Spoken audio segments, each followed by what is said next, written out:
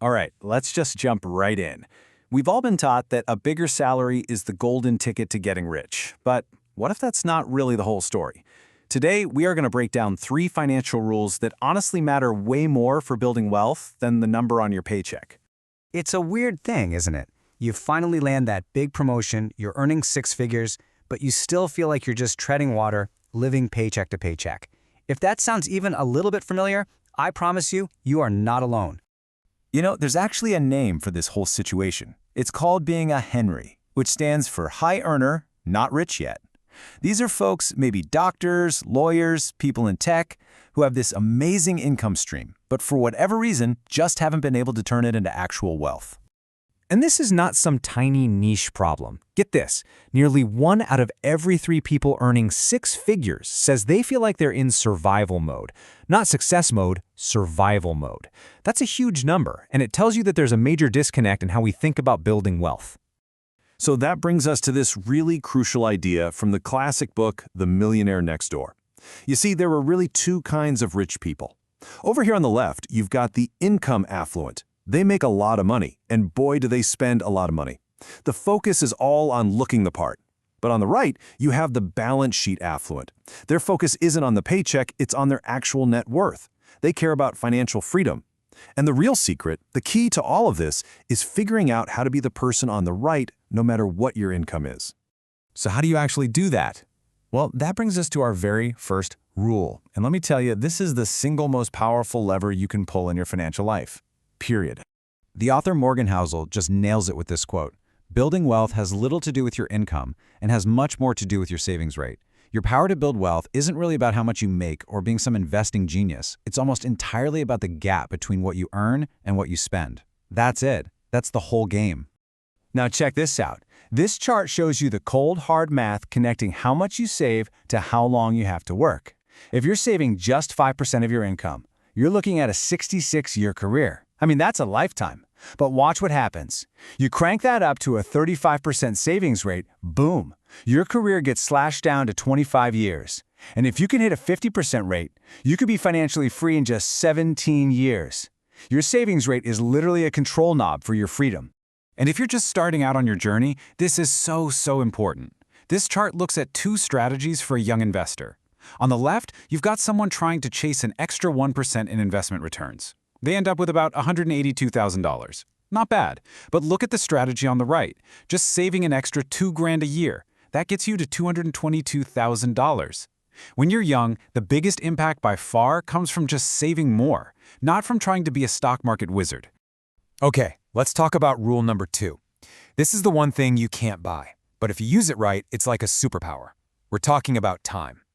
And the reason time is so powerful comes down to 2 little words, compound interest. It's basically the process where your money starts making its own money. The earnings from your investments start generating their own earnings. And over a long enough time, that effect just becomes explosive. It's so powerful, they say even Einstein was in awe of it. And this slide, wow, this just shows you everything. Let's compare 2 investors, Alex and John. Alex invests for just 10 years, starting at age 20 and stopping completely at 30. John starts right where Alex left off at age 30 and invests for twice as long, a full 20 years.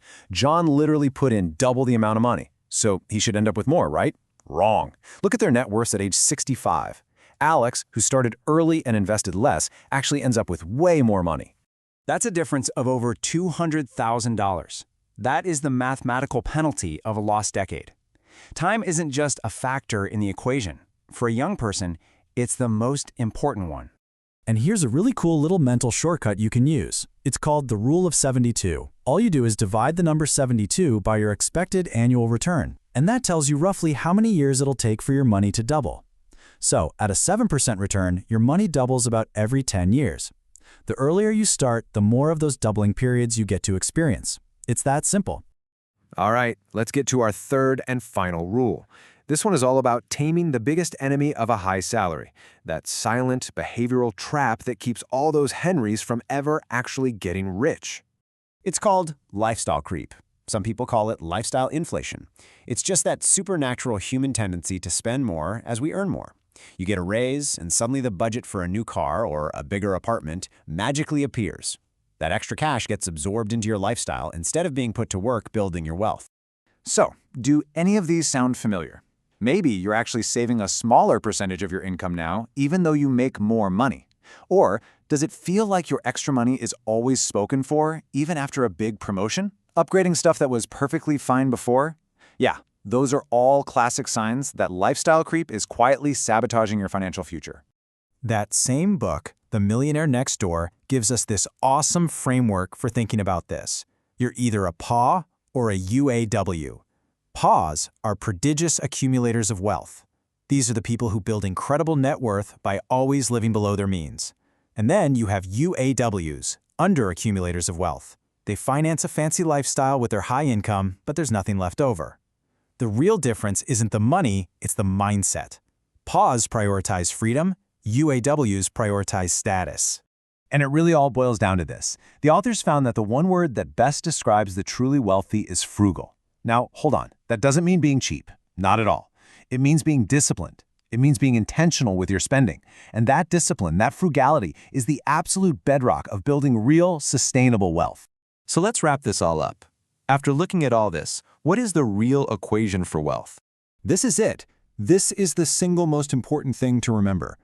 Wealth isn't what you earn, it's what you keep. It's not the money that flows through your hands that matters, it's the money that stays in your hands. Real wealth isn't the fancy car in the driveway, it's the money you didn't spend, quietly compounding year after year in an investment account. So I'm going to leave you with this one question. A high salary is an incredible tool, maybe one of the best wealth-building tools on the planet. But any tool is only as effective as the person using it. So you have to ask yourself, how are you using yours? Are you using it to build a future of freedom and independence, or just a lifestyle that needs to be constantly fed by your next paycheck? The choice is 100% yours.